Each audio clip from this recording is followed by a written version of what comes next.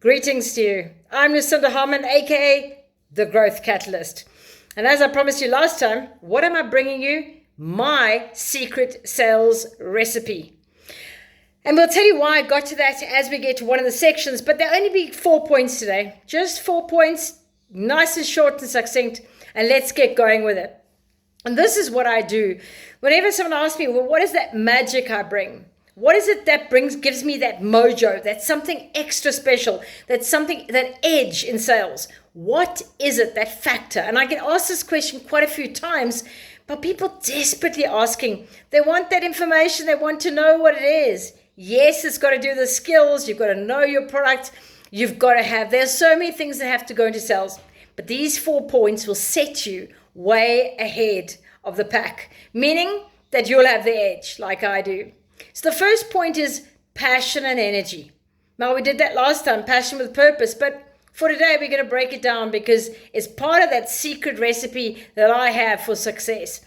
And passion and energy means if I go and see a customer, client, and I've got a product that I've got to love the product I have, personally within myself, that energy's got to be coming from within me. I've got to be passionate about what I do. I've got to love being in the sales profession that I am. I've got to love the product that I'm offering. And I actually have to also enjoy the people that I'm working with, my colleagues, and I have to really enjoy my customers.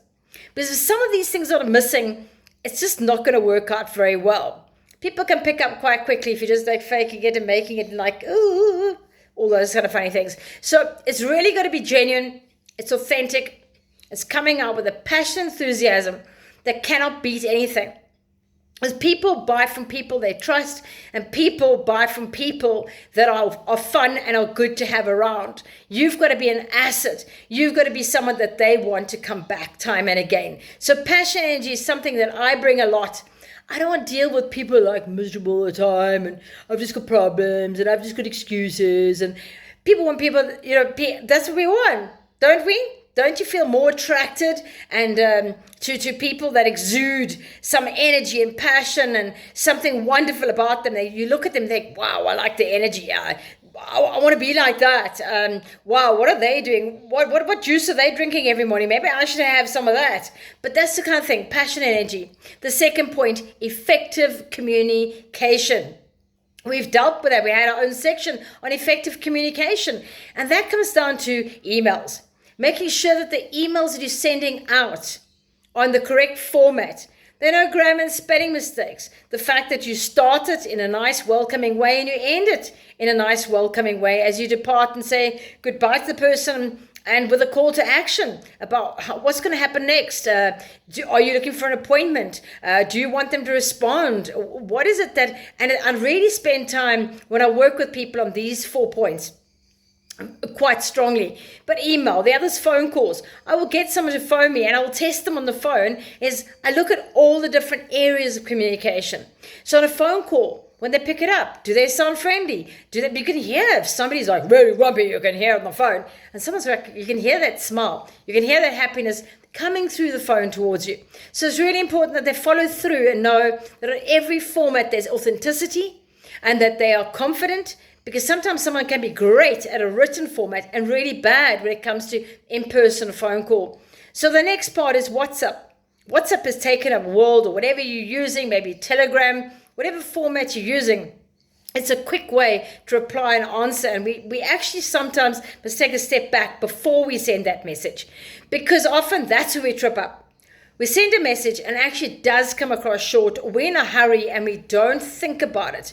And I think that is a lot of a danger where I see people fall short, is they don't take time to really structure and think about the message they're going to, or the response they're going to give on a WhatsApp with those shorter messages. And then comes face-to-face. It's really important. It's great being online, and online's the next one after that. Great being online. As soon as you're face-to-face, people feel the confidence starts dragging down. They're feeling the butterflies. They're feeling shaky. They start sweating because now, especially after COVID, we've got a lot more used to doing online meetings and work rather than face to face. Now, it's important you fit and that you're effective in all these platforms: email, phone calls, WhatsApp, face to face, and online.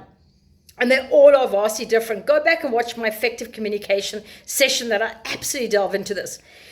And it's really important that you are clear in your messaging. Your word choice is selective and good, and it actually matches the person you're speaking to, and that there are no ways that people can misunderstand what you're trying to say. The tone, your tonality, the way you come across, the words. Do not put capitals. Do not put exclamation marks. Don't put big, bold words. Oh, I've seen some of these come through at times. Be careful of your tone when you're talking to somebody, that you not rushing your words. You tone it down when you're talking, mellow down, take it a bit slower, breathe, and active listening, the 3 A's, active listening. So it's very important in communication that those things are all pulling together, because that's actually the second part of that recipe that I sell. The third part is the extraordinary factor, the experience. And I will give you 3 examples because I really want to imprint this one today. This is what sets you apart. This is what makes you stand out. This is what they talk about, the niche. All these sales coaches are talking about the niche. You've got to have a niche. This is the thing they're talking about here. And the special touch, that aha, that's something really like the cherry on the top. That's when you turn the ordinary to the extraordinary. And it's those added benefits, those added extras, those special extras you add on. So someone thinks, wow, this is really a great product, great service. I've got to buy in because, this is like, there's nothing better in it. And I get so much extra value and so much extra added to it. So let's look at 3 examples. Colonel Sanders, Kentucky Fried Chicken. It's just chicken. But yet, why does he have outlets in most corners? Why the world over? Does everyone know what KFC? Who here doesn't know what KFC is? I guess no hands will go up. And the whole thing is, he sold chicken, yes. He actually was working on retail, but he did something that others hadn't thought about, although people often did think about it. He sold that special recipe, that spicy, crusty crust that goes on the chicken. That's what he's selling. He's selling something that nobody else, that nice, crispy outer covering, coating, that's what he's selling. The real chicken, the bland part, anyone can sell chicken. There's Chicken Lickens, there's Nando's, there's all sorts of outlets selling chicken. But nobody has that secret recipe that KFC does. And that is how he stood out. Nobody could catch him. No one ever has. Can you imagine how much money now? And he's no longer here, and it's carried on. The franchises have moved on because he created a product that nobody else could match, and it's just continued. And he never gave away his secret. The second one I'm going to focus on is Richard Branson. All the Virgin products that went out there. So if you think about Virgin Gym, Virgin Money, Virgin Cellular, they were all the Virgin, different Virgins, even an airline with Virgin. But what was it about those Virgin? Yeah, he made them really actually seem pretty cool. Like if I go on Virgin, whatever I'm doing or buying into it, I'm buying into a lot of like he is. That adventurous sort of, the adventurous spirit, that free spirit, the thing that we all want to be, that entrepreneur, that extremely rich man who's got the life that everyone would die for, and he's probably one of the most coolest kind of celebrities or businessmen that we often look at. And that's what he was selling. He was selling a lifestyle. He was selling that lifestyle. And that's what we're buying into. We wanted to buy into the Virgin way of being, whether it was health or travel or whatever we were buying into. And then we look at Steve Jobs. Nobody could have made a better version of selling computers and cell phones than Steve Jobs himself with Apple and iPhone. Nobody, nothing, nobody, never will. Does Samsung sound sexy and great to buy? Does any of these, how do they sound? The old brick that we used to have, the big Nokia, nothing has that feel of what Steve Jobs created. And he created the experience. He created a product that stood out. He created something that sets himself way apart from other people in business. And you've got to give credit to those 3 men for doing something extraordinary that nobody ever else thought about doing. And nobody can catch them. And they will probably stay in the market for who knows how long, but a very long time. And that fourth all-important part is value. Value is so important, and value is in two parts, that you always give value. Make sure you're of use to your customers and those around you. Give value. Give a lot of yourself.